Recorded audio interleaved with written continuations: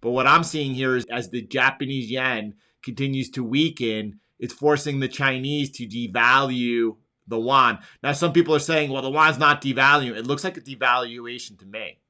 I mean, coming off substantially. So the first thing that I do, and you all know, is look back at what happened in past periods. I'm looking here at the last time the Chinese yuan was devalued. We had 3 legs down. That started on August 15, 2015, until where it ended. From where the devaluation started to ended. I then look at the equity markets. I'm looking at risk, and I see that, well, in the past, this time could be different, but in the past, every time that the yuan started devaluing, the risk did end up higher than from where it started. All right. So here you're looking at SPX trading at 42.54. When the yuan stops devaluing, will it be higher? I assume so, but I do notice that from the time it starts till it finishes, there's been some volatility across the markets, and it happened both times as well. Right. So look, the volatility is already here. It's already happening. Are we closer to things kind of finding some type of equilibrium and working themselves out or not? I have gold under here. I really only wanted you to focus on the S&P 500. The next thing I did was look at what happens to gold during those periods as well. I wanted to be sure. And, look, it's not as clear. But what is clear, by the time we get towards the bottom of the range of where the yuan is going to devalue, whether or not that was right here on gold, right? Gold traded up to this peak, but then we had another devaluation that came shortly thereafter. But from the bottom of the yuan devaluing, right? Gold trades up. Right now, we continue to be devaluing on the yuan. I think that is until we figure out, or until the market is able to figure out what's going to happen with Japan. Is the central bank going to be successful in defending the yield curve, or is there going to be some type of capitulation? If there's some type of like massive capitulation, it's pretty clear to me that the market is showing me that the yuan is going to devalue in lock and step with that. If that does happen, it seems to me that is kind of going to give like a reset for risk. We'll continue waiting and watching and see whether or not this plays out to be correct or not. I was looking. This is right now, by the way. Let me get those comments over here.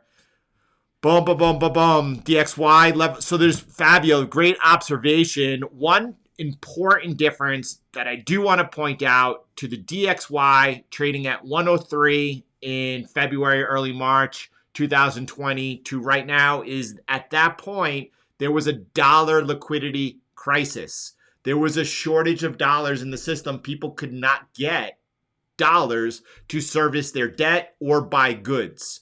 It was a big problem. The central bank had to open up swap lines directly to other central banks across the world, so they had access to those dollars, and the problem was alleviated, and then Powell flooded the system with dollars, right?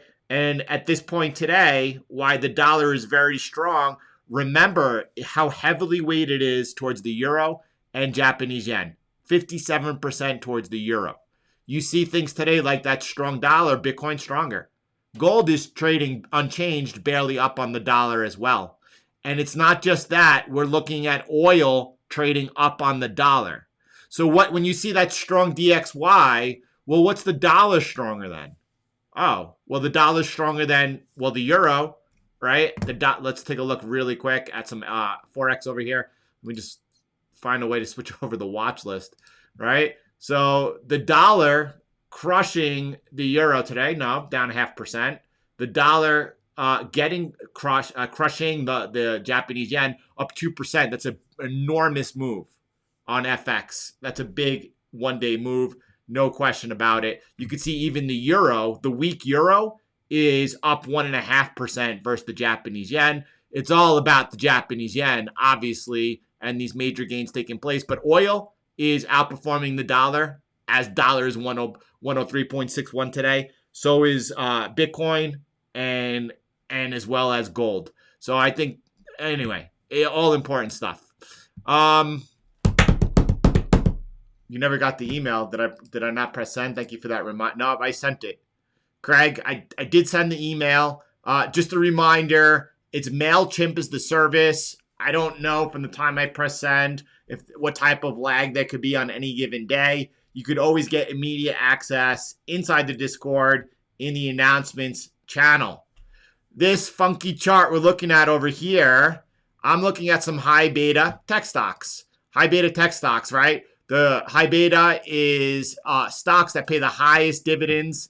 This was from September the 23rd, 2021, a couple of quarters away. I assume this may have changed a little.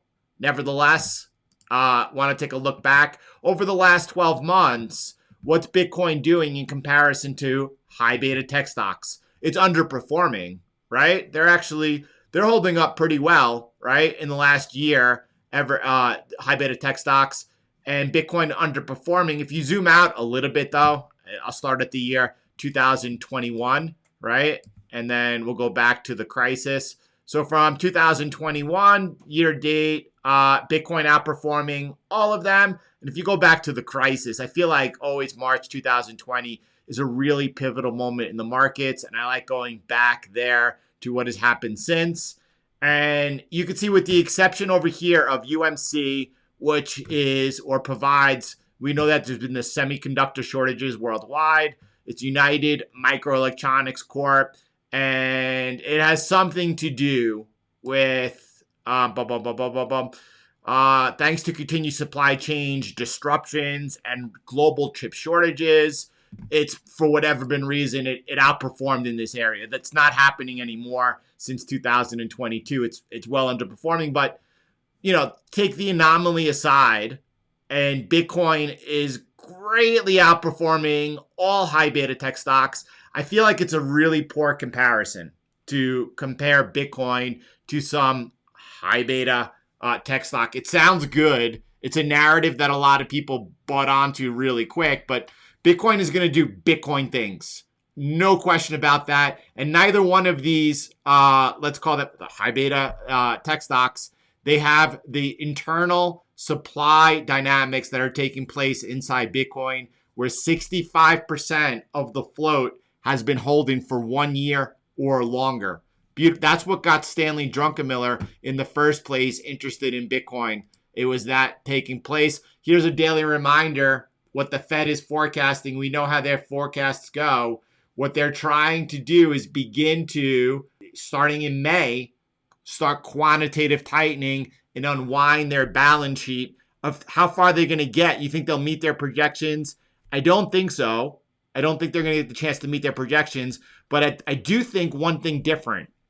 I think that right now people are underestimating the massive amount of liquidity out there. Are things breaking? For sure, things are breaking, right? Look at the JP. By the way, Kyle Bass has a great thread on this morning. I haven't had the chance to get into it and really study it as well as I like. I do know that Kyle foresaw these things happening a couple of years ago, and he placed a bet a couple of years ago. Timing is everything. We're gonna make sure that we get and continue to get our timing down as best as possible. I do think though that there is an enormous amount of liquidity out there. I think people are underestimating it. And I think that it could be a while before things break. I hope those aren't famous last words. We are watching, as you all know, what happens if those lows are taken out on the equity markets, expecting further downside. But equity markets are up today too, no? Let me get a quick check on the watch list over here. Let me get a quick check on the watch list over there. And we're looking at, NASDAQ up 2%, ES up 1.5%. So anyway, just a little different than what the general, let's say consensus is out there. But then again, the general consensus, I don't know about that. Bitcoin underneath this stress, the stress started over here in October, right? When the Fed pivoted or didn't pivot, when the Fed was abundantly clear that they're going to be tightening. And since that time, we've seen the markets rocked. There's no question about it. Bitcoin continues to be holding up relatively well under such stress. We have to watch for those big technical breakdowns that could occur if they occur. Again, if we get one, 33,000, below 33,000, that's going to be the equivalent to what happened above 53,000 when we broke that line. It's a massive technical breakdown. You have to be aware of them in case it happens. Boom, boom, boom, boom, boom, boom, boom.